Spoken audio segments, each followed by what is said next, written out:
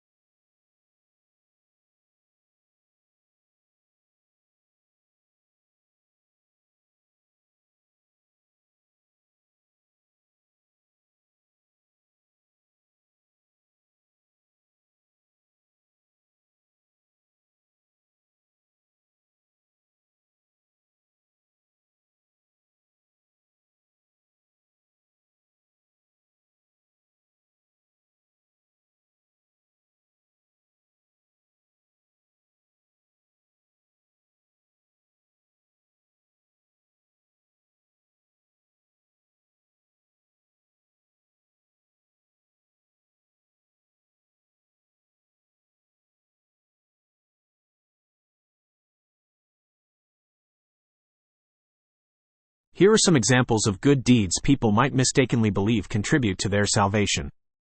Religious observance. Following religious rituals, attending services regularly, or adhering strictly to dietary restrictions might be seen as ways to earn favor with God. Moral living.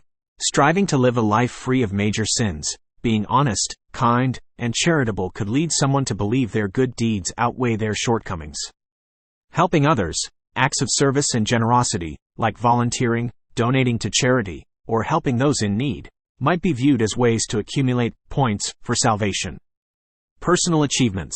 Achieving personal goals, excelling in academics, or building a successful career could lead someone to believe their accomplishments make them worthy of salvation. It's important to note that while these are all positive actions, the Bible emphasizes that they are not a means to salvation. They are consequences of, not conditions for, being saved by God's grace through faith.